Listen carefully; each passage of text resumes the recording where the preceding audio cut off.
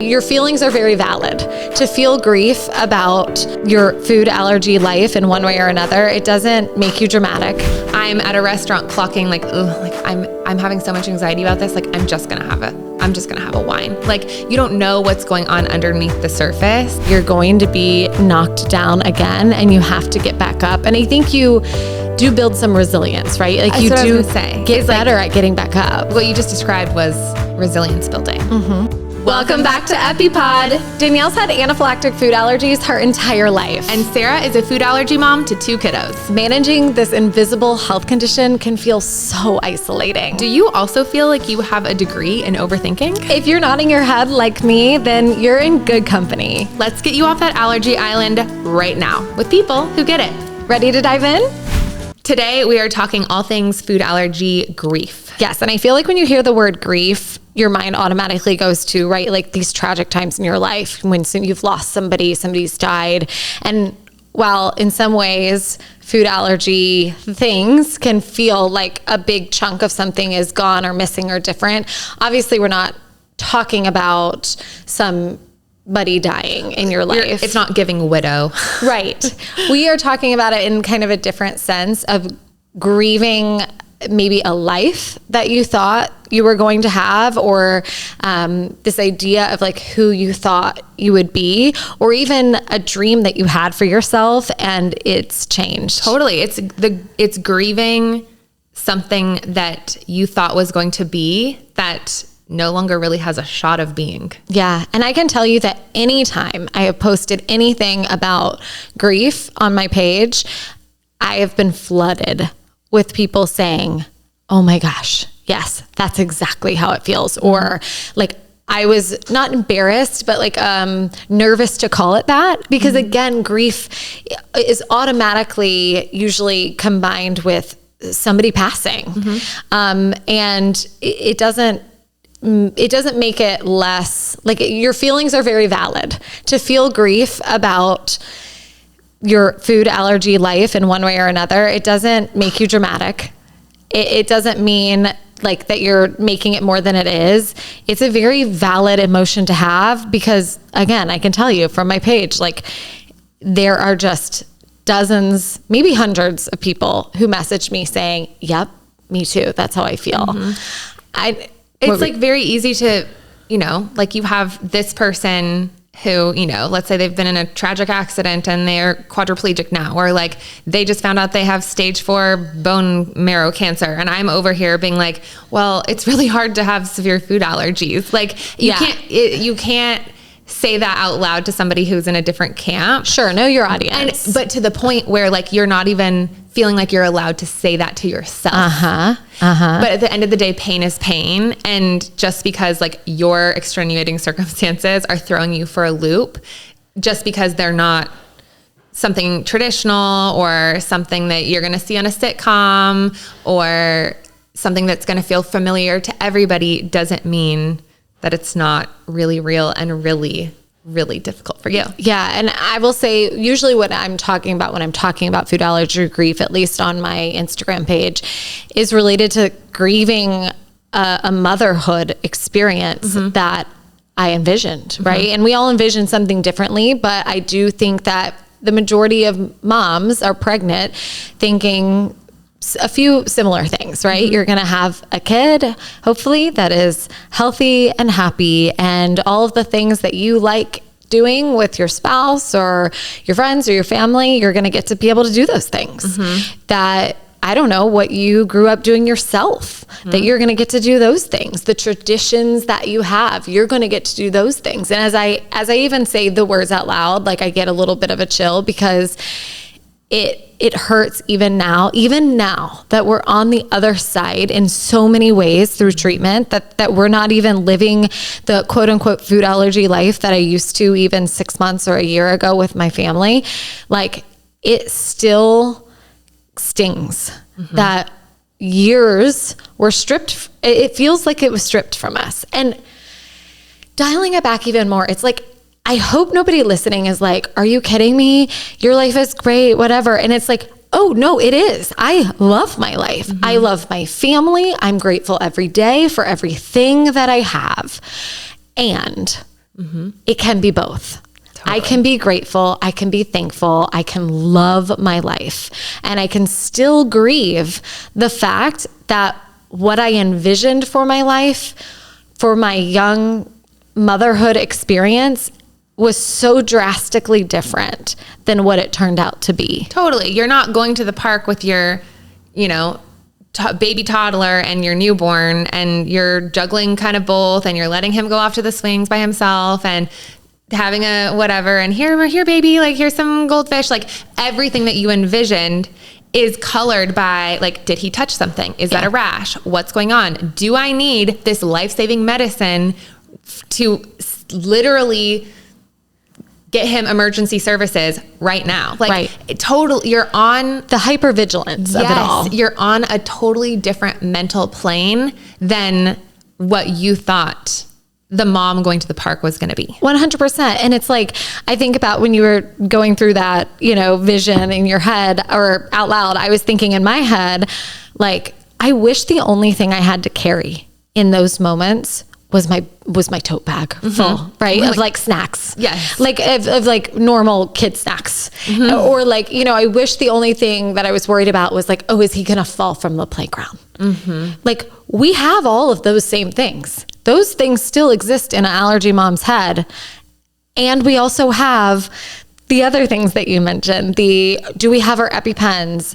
Did he touch something? Is the kid going to feed him, share something with him when I'm not looking and when I'm trying to chat with my mom friend on the playground? Like, we don't have the same experience as the allergy mom or as the non-allergy mom, but we also have to carry those things. So we have to carry it all. So it's everything from that to, the breastfeeding experience, which we've talked about before, thinking that, it's just going to be this easy ride. And it was not. It was torturous. It was me feeling guilty later on about, I didn't know that these things that I were eating were causing such issues for my kid. Like I was essentially hurting him, but like, I didn't know. Right. Even when we did that episode, I could see you asking questions for your past self, like trying to figure out like, what could I have done better? Totally. Because you feel this sense of guilt over it, which is kind of related. Like guilt, I guess probably could be its own episode, but like, guilt and grief kind of go hand in hand, at least when it comes to food allergies. We're both just like bad, ugly monsters that live in our head that sort of like Tasmanian devil style feed each other into this like vicious cycle. Oh yeah. No, that's exactly what it is. Yeah. I've talked about on, I think like the going out to eat episode that we did way long time ago in the beginning of season 1. For me, a big piece of that too was this idea that me and Mark love food. No, you guys are like capital F foodies. Yeah. Like, one of the things we loved to do the most together before we had children was going out to eat, and not only just going out to eat, but like finding the new hip spot, like trying a new cuisine that we've never tried before, like being brave and adventurous on the food scene.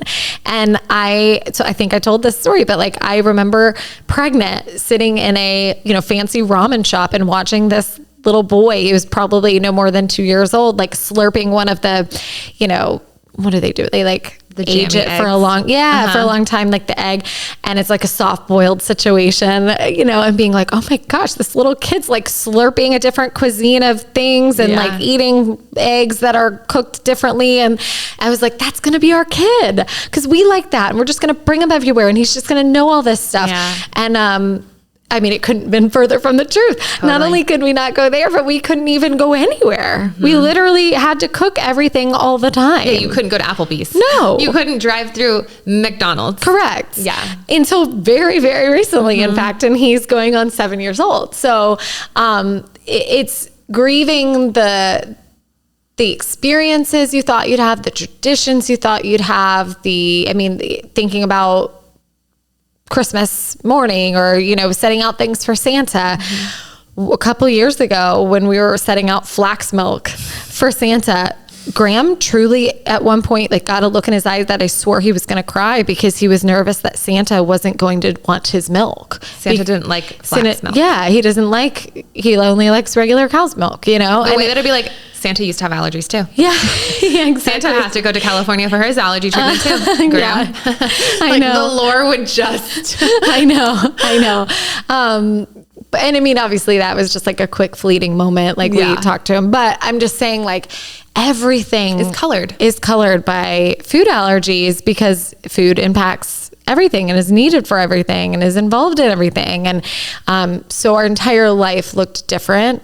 I think I also thought I was going to be a really social mom in the sense that like, oh, y'all want to, go to the pizza place real quick for dinner, like the neighbors, with the young kids the same ages, like, these visions in your head are just like, oh yeah, we're going to be able to like pick up and go and be kind of free spirited. Like, no, I mean, allergies takes all of that away. Yeah. There's no convenience. There's no jumping, going anywhere, anytime. Not when you have littles that you can't control the environment and you can't control them essentially because they're tiny and little.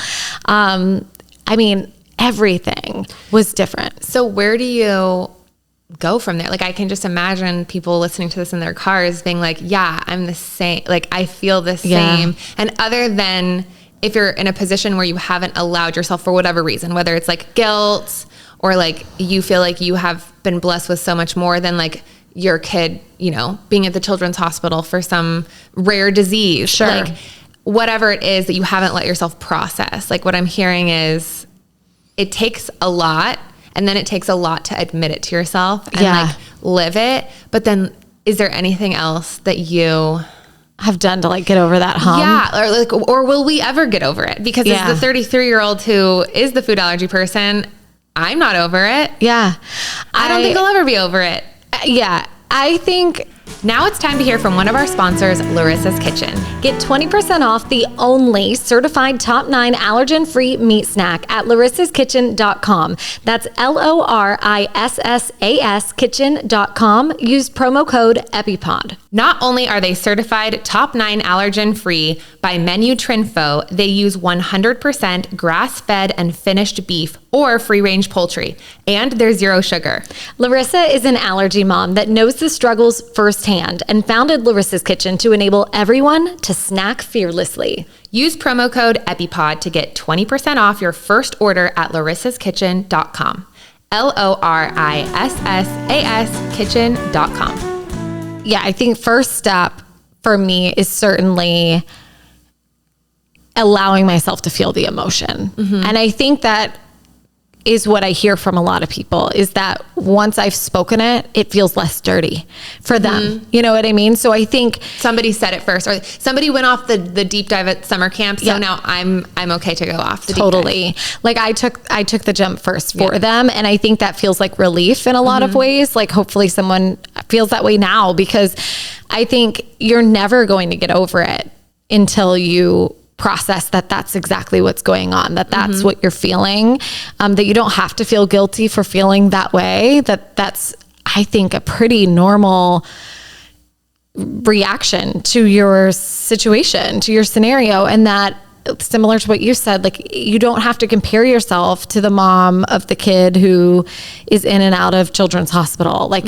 for something else debilitating. Like that is you're comparing apples to oranges. You're comparing apples to Triceratops. Exactly. Like, what? Yes. And we don't have to compare traumas and like rank them in order. Now, again, granted, know your audience, right? Like you would never, it's like somebody complaining to me about, oh, my kid is so picky. They're only eating X, Y, and Z. It's like, okay, well, my kid only has X, Y, and Z to eat because otherwise they're going to have an anaphylactic reaction. Like totally. We got to know who we're talking to, right? Like I can't be complaining to the kid or the parent whose kid is very ill, right? Like my kids are very healthy. They have food allergies, but they're healthy. So yes, no, you can't just go around like complaining and woe is me, but like you can enough to process your emotions, right? And to either your allergy bestie or to your husband or to yourself or to your therapist. Yeah. I was going to say like journaling and therapy is what's for me. Like I will never be over this. Right. Not because I live it every single day, but if I didn't have my journal and I didn't have a therapist who was a food allergy and food allergy anxiety specialist. Like we say it in the intro and like you and I say it to each other all the time. Like, I'm so glad I don't have to explain anything to you. Like you don't have to say because like there are so many times when I'm talking to my therapist where I'm like, and I did that because, and she's like, Danielle, I know why you did that. Yeah. Yeah. Like, of course you did that. Like, I know why you felt like you needed to wipe that down 3 times because you're terrified that whatever it was, the OIT stuff that you had laid out on the counter is now going to put you in danger at 4:00 in the morning. Like, totally. Yeah, totally. Yeah. I think, admitting it to yourself, allowing yourself to feel it is definitely step number 1. Connecting with other, food allergy parents or people in similar situations as you, I think in any situation that you're going through is important, but definitely, again, like you said, we say it in the intro, like, you're ready to get off the island. Like you have to get off of the island and swim to the mainland. Like you have to find other people in your circle so that you can feel a little bit, a more sense of normalcy. I would also say, it's a new journey for me, but therapy, you've been on it. You've been on that therapy. Yeah. You have for longer than I have, and it did inspire me to do it. And I've been wanting to for so long, but it does help you like better process that feeling. That again, you have like this icky like connection to, I don't know, you're like, oh, I feel bad saying this, but like there are trained people out there who can help you understand that like it's totally normal to feel that way, and also how to move through it. You can't linger there. No, I will say this. We both we're similar in ages. We're 30s girlies. And we both come from a time where therapy was really taboo or like for crazy people or people who really needed help. Like, oh, wow, that person needs help.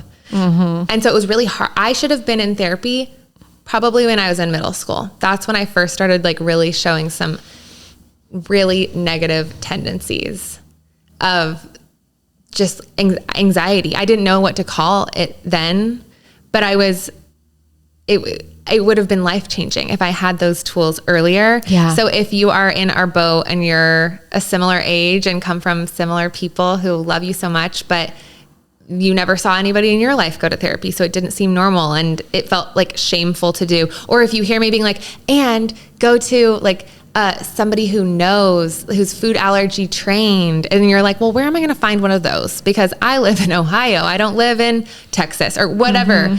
We're going to put the link of how I found my person. If you are looking for somebody specifically who's food allergy trained, which was something I needed, I'll show you. Cause it was like one and done. And I lucked out cause I know you have to like date therapists, but I didn't have to. Yeah. I married my high school sweetheart.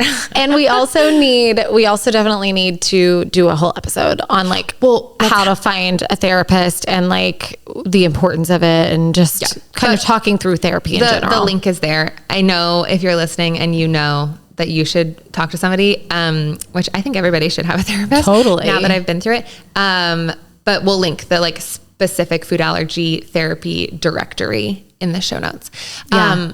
Something that I was really resonating to what you were saying is like, I feel like the way that I present, like you would never know unless you looked inside my purse and saw my little like Allermates pack, like you would never know all the things that are going in my head. I'm looking at did my dog like accidentally step in those like random pistachio shells that like, why the hell did somebody leave those on the street?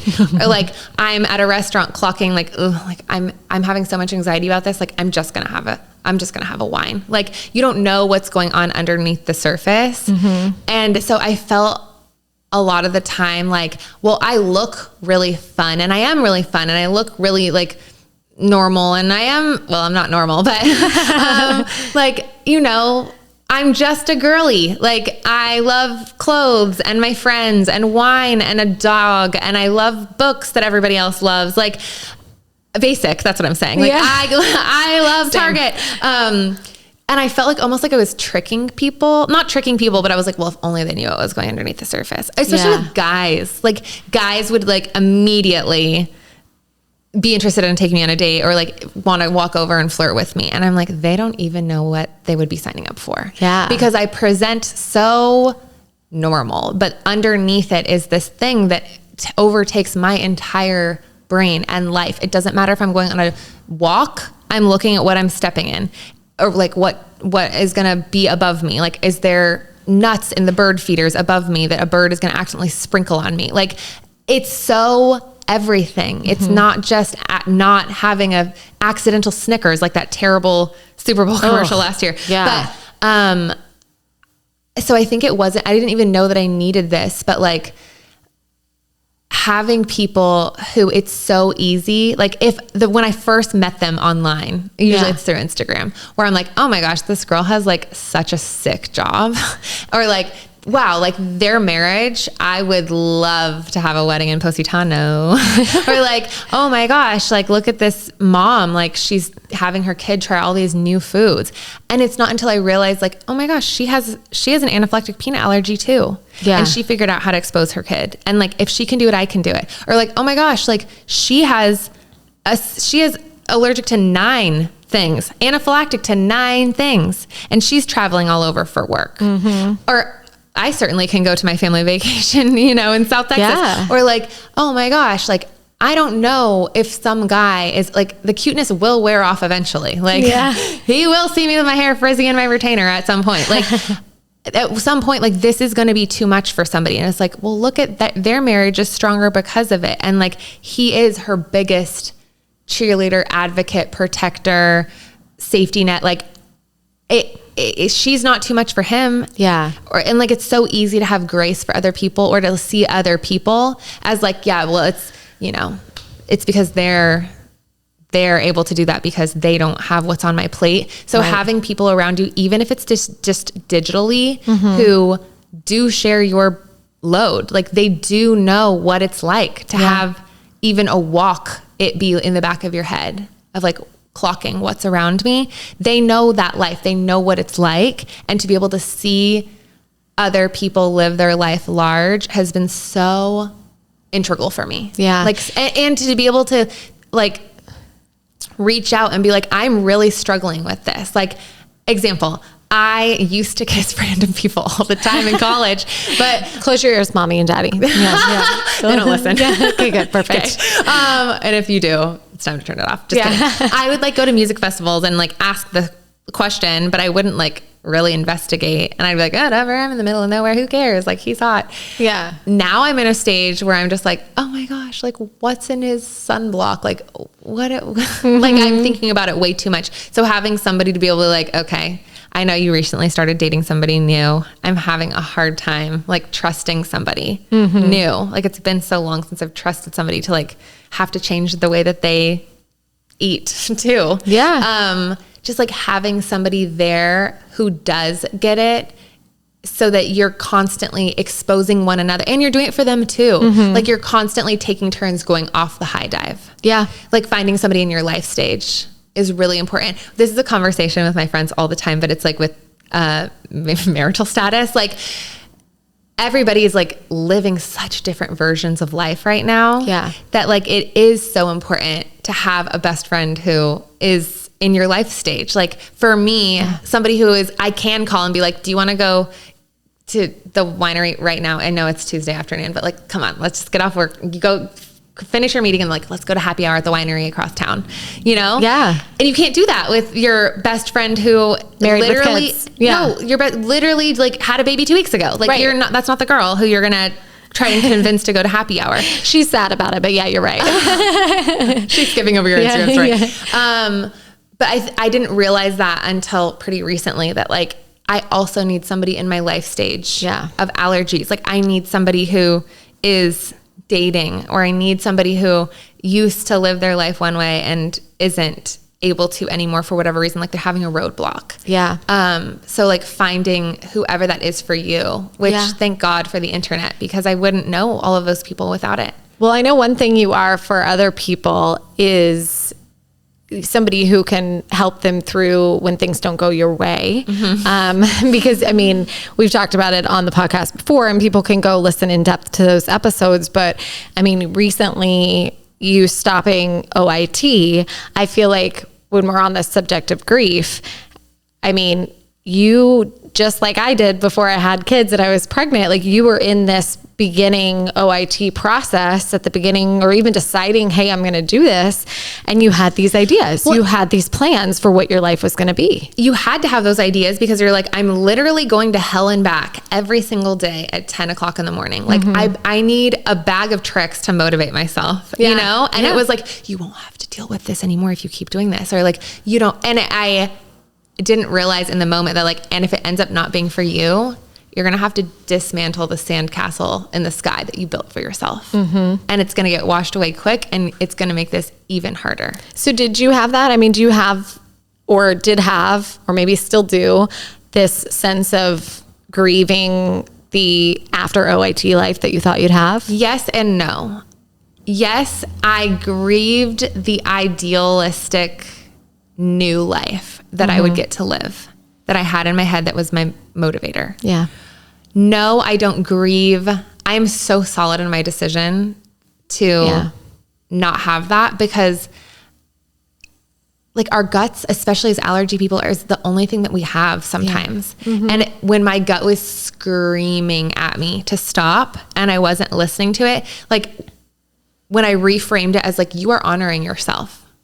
Yeah. The ideal doesn't exist, but you are honoring yourself. And it was all in service of my ultimate goal. And this is like something that I do grieve very heavily all the time, is the way that I used to live. I have had anaphylactic nut allergies my entire life. I didn't know it until I had a really bad accident. I didn't know that I needed an EpiPen until I needed an EpiPen. Yeah. I didn't know the research. I didn't know it was any different than my lactose intolerance when I was little, which now looking back, we've said before, like that might've been an anaphylactic milk allergy. Danielle. I just didn't know. And so I was able to have a healthy level of caution and a healthy level of keeping myself safe without letting the anxiety like just take over and make the decisions for me. And so it was in service of getting back there. Like, okay, how do I now carry this EpiPen all the time and have this knowledge and have gone through this traumatic experience? And then you add like another whopping traumatic experience that the pandemic really is the thing that was like the before and after event of like, oh, well, it's so much easier to not eat out, and it's so much easier. And I'm so hyper fixated on my health and like staying healthy because this crazy pandemic thing. It really messed me up. It really did. So it was all in service of getting back to the way that I used to live. Traveling, ordering room service, not caring that the whole plane was eating peanuts around me, not freaking out if I got a tickle in my throat, trying new snacks and being like, oh, let me smell that. That smells off. Not going to swallow that. Like, spitting something out and not worrying, like, do I need to use my EpiPen? Just being like, I'll just like eat some ice, and if I need see where it goes. Yeah. If I need to do something else, I will. But like, because at the end of the day, you were fine before. I was fine. Yeah. Granted, I really think that was providence. Like, I think I had like God's hand on me. Yeah. You were lucky. Yeah. It's because it's crazy. Like how reactive I am. Like I don't have like a little allergy, and we know little allergies don't exist, but like it wasn't something mild. Like I had crazy responses to just like skin contact, you know? So it wasn't something little, but all to say, I grieve my brain space of where I used to be at before I knew everything I know now. Yeah. And so it was all in service of getting back there. OIT was. Yeah. Like that's the way that I was able to healthily, is that a word? Healthily? Yeah, sure. We'll go with it. Yeah. The way that I was able to reframe it in a healthy way is like, it's not that you failed out of OIT, which I hate the terminology. It's just that wasn't the path forward to get you to that ultimate goal. My ultimate goal was not to graduate OIT. Yeah. My ultimate goal was to return back to being able to live my life the way that I used to, being careful, taking good care of myself, doing my due diligence, but not having this like monster live on my back all day, every day, the way that it does. And maybe you don't fully grieve the loss of the life that would have been post OIT in some ways too, because it was a choice. Like the fact that you said you used the word like decision, like you got to decide. I think sometimes like for me, that's what feels very unfair. That's so it's true. Like I didn't get a say. Like I didn't get to decide what my life was going to be. It just was. And so I think for me, that's what it was. But in a way also, like hearing you talk, I'm like, yeah, you made the choice and you feel good about the choice, but you made the choice based off of like ways you're feeling and like, you know, your mental capacity and things. And in a way that's not really your choice, right? No. Like in a perfect world, I wouldn't have to do this. You wouldn't have to do it. You wouldn't have allergies in the first place. And then you also would have not had the anxiety and would have been able to finish OIT. But like anxiety is not something that you necessarily, I mean, you don't have a choice over it. Like you can treat it. My anxiety is not just like something that like, oh, she has anxiety. My anxiety is like a literal trauma response. Like it's my body trying to protect me from not dying because that almost happened once, you know? So yeah, anxiety and the mental health portion of it is very similar to like the allergy portion of it. Right. It's not like, oh, she's nervous or like, oh, she's worried. Right. So it's so true. Like I didn't choose that either. Yeah.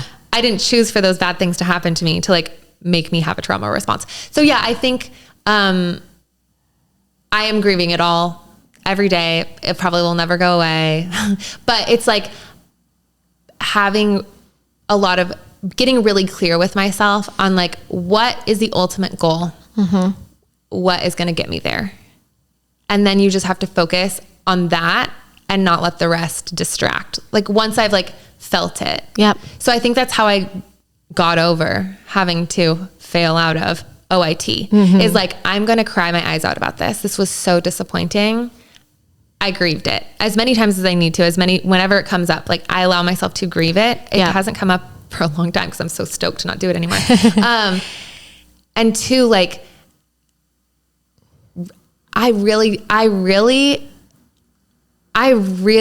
am focused on taking a good care of myself. And what that means is like throwing my full self into serving the ultimate goal. And the ultimate goal is to live safe and happy.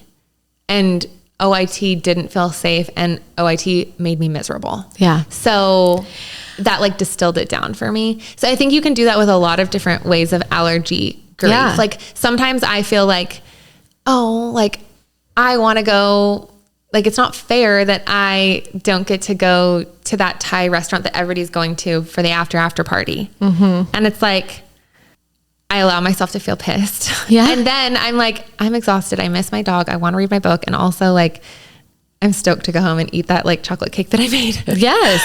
We want to take a minute now to tell you a little bit about a brand that we really love, Pulse Power, a high protein, all natural chickpea based snack line that is co-founded by an allergy mom. They have delicious snack sticks and chickpea spreads that are made in a dedicated top 14 allergen free facility. A great choice for school lunches and snack boxes.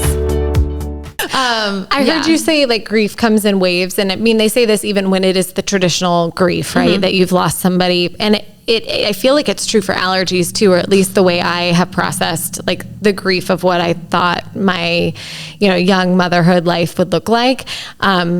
It does. It comes like, at first it's like this big tidal wave, right? It's the tsunami and it smacks you down and it keeps you down for a while. And then you kind of get up and you take a breath, and then maybe something else knocks you down, some other event comes up and you feel it again. You feel this like moment of grief, and then you pick yourself back up again, and maybe the wave comes a little like further out. It doesn't come as fast this time, but like you still have moments all throughout your journey where you're going to be knocked down again and you have to get back up. And I think you do build some resilience, right? Like you do get better at getting back up. What you just described was resilience building. And like, most people in their life are going to have the hard knocks to build resilience. Like if you're going to be a person with very high resilience, it's probably because you had very frequent hard knocks. And as allergy people, you're getting hard knocks every day, at least 3 times a day when food is around. And you're also having to do it like undercover cop style. Like nobody knows that it's going on. Right. It's crazy. Like you are at the end of the day, like a ninja, like you're Yeah. building like crazy resilience. Totally. Which is hard, but also beautiful. I think something with allergy grief that didn't come out until later is grieving relationships. Like the way that my allergy sort of like this post-pandemic, post-traumatic event, it really affected my relationships, especially with my parents. Like the way that I go home, and it's just easier on everybody if I make all my own food, have my own Tupperware, keep it in the guest house kitchen. It's a lot less stressful for me to stop having the same conversations over and over. It's a lot less stressful for them, but it is really sad. It is really sad that I don't feel comfortable having the pie because the plate wasn't double washed, and I'm not sure, but that might have been the one that was used for the pecan pie at Thanksgiving. And did you not double wash it? Or I don't want to keep having the conversation of can we double wash it? And then you getting kind of annoyed or rolling your eyes about the question. And then getting annoyed with me and like feeling like then I'm feeling guilty because I'm like, ugh, they're just like in their golden years trying to enjoy their freaking pie. Yeah. And then, oh my gosh, now my mom feels bad because I won't eat her food. Like it's just like this vicious cycle. It is so hard. And that is something that I've had to grieve a lot lately because I was home for those several months throughout the holidays. I really miss my childhood. Yeah. Yeah. And how like easy and turnkey it was. I feel like we've talked about this on one of our earlier episodes, but like, you know, maybe my last tip of like, you know, yes, you're going to get knocked down again. You're going to build that resilience. You're going to like find ways to make new traditions, and it's going to be lovely and beautiful. And we're all going to get there, and we have to have hope and like, you know, march forward always, but also like peppering in new little fun things for you. You talked about how you've like started your cooking journey and like you're taking on this new challenge that like in a lot of ways has been something that you're using to like put one foot in front of the other after dealing with some of this grief, like learning something new. And I think that would be my advice to other people is to like, just try something new, maybe find something else that you didn't think, almost like overcorrecting, like, you know, like, yes, you didn't think you would have this allergy life that you're living and it was unexpected and it's hard and you're grieving it, but like, why not double down? Like find something else that like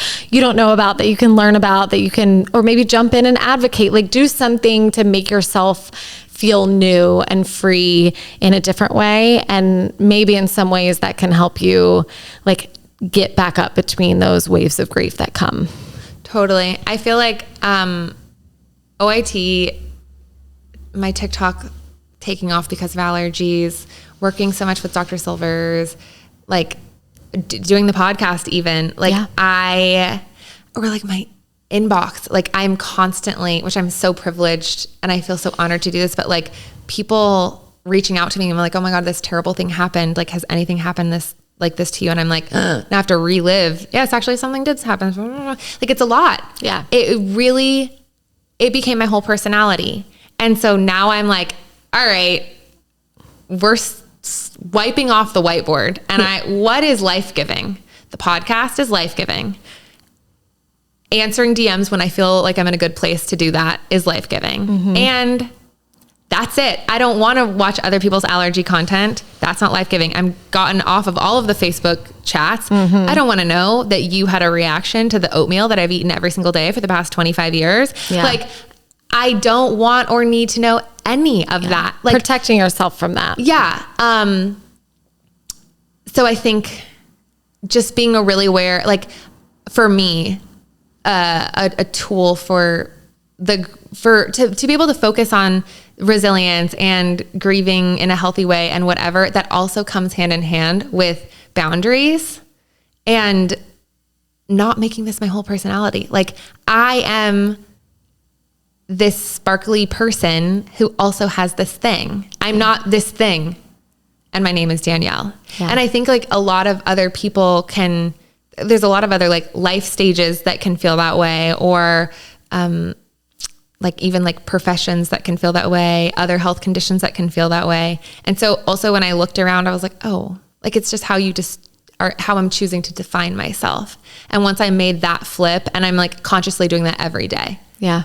Of like, you are not like you are not your allergy. You are so much more than that. And constantly reminding myself of that. Like, I love that. It's so much more fun to be yourself than to be your allergy. I feel like that is the perfect little bow, the little topper to the cake to end this episode. And I think that knowing that, like, if you're listening and nodding your head, like we say in the intro in the beginning, like you're not, this is not you being dramatic. This is not you being abnormal. Like, this is so normal. We all feel it, and we just need to keep doing the best we can. Yeah. Yeah. Go get a therapist. Go get a therapist. That's right. That's right. And we're going to go get lined, or at least I am. Yes, let's do it. Okay. Well, join us next week. Leave us a review if you loved this episode. And we can't wait to talk more, to be right back here next week. See you next week.